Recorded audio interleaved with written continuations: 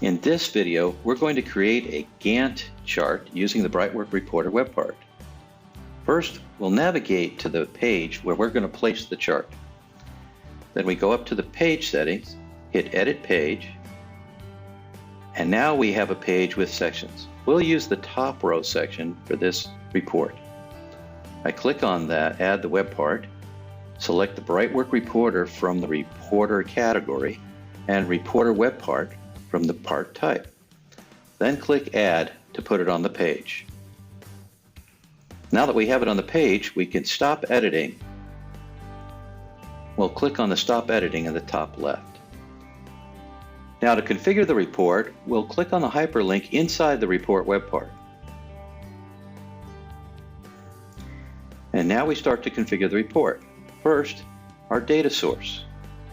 Since this is a project summary report, we're going to use the reporter library and select the all project summaries from that library. This will give us the data we need for the Gantt chart.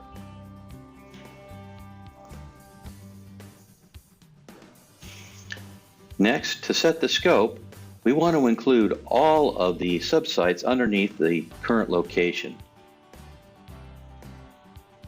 And now as we move down the configuration, we'll go with the report type, and we want to select the Gantt report. The next section of the configuration is the web part settings. We click on that, and here's where we put the title of our report, the project's Gantt. The rendering and performance is at defaults that we can use, so we'll just skip that and move on to the Gantt data bindings.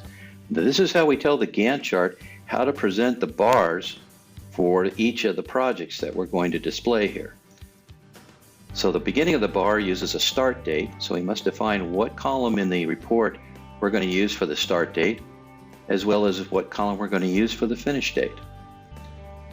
Now, if this was a detailed Gantt, we would also select columns for % complete and or milestones. But since this is a summary Gantt, we don't need a column for the milestones.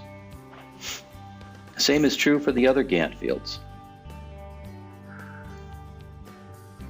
We don't need a summary task label, and we don't need all these other details because it's a summary report. So now we move on to the Gantt appearance. There are several themes you can use for the Gantt, including plain white, white border, black and white, as well as how you want it printed out if you were to print the page. We'll select the default for this report. Next is the row height.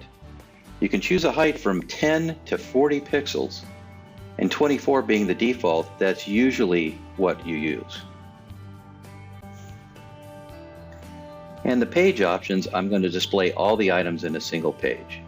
So next is the column settings. There are no defaults for the column settings, so I'm going to have to pick and choose each of the columns I want and set what order they're going to be in, as well as what is the width of the column that I want to display. Let's start off with a couple of icons. First one is going to be the priority icon. I'm going to expand the column on the left, and now I'm going to set the column width to 20, which is typical for icons to be displayed. And I'll set it in position 1. Next, I'm going to add a status icon. I scroll down the page to that column and do the same thing.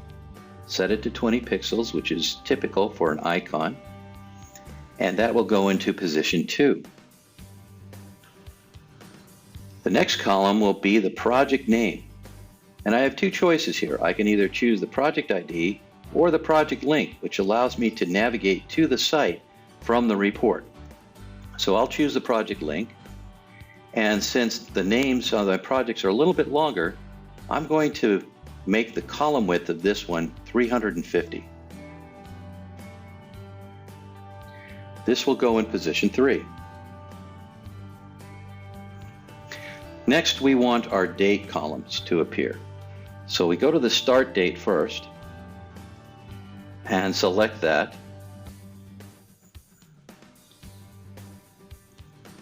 And 100 pixels is typically okay for a column like that. That will go into position 4, and our finish date will go into position 5. Again, 100 pixels is fine for that. Now you may want to add other columns, such as the project manager. So you can find that, and we'll finish off our table with that particular column. Project manager is probably a little bit longer than 100, so let's set this to 150 and put it in, say, position 7. That'll make it the last column in the report. As with other reports, you have the column settings here if you want to set one of the columns to link to the project statement as a pop-up dialog. But in this case, we're going to disable it. The next section is the sorting section. There are no defaults here, so typically, let's say I want this to sort by due date. That'll sort them in chronological order. And now for the grouping, you could add any kind of grouping, and let's say we want to group the projects by department, show it in ascending order, and we'll have it expanded as opposed to collapsed.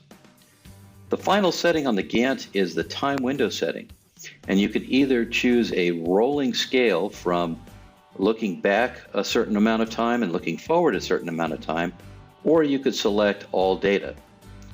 And we're going to select all data for this report. Now it's a full page report, so we can expand the time window to quite a bit. And I think 800, you can go as high as 1,000, but 800 is a good choice here. And you have a panning factor of 50%, which means that if you use the panning tool, it will shift the scale 50% in one direction or the other.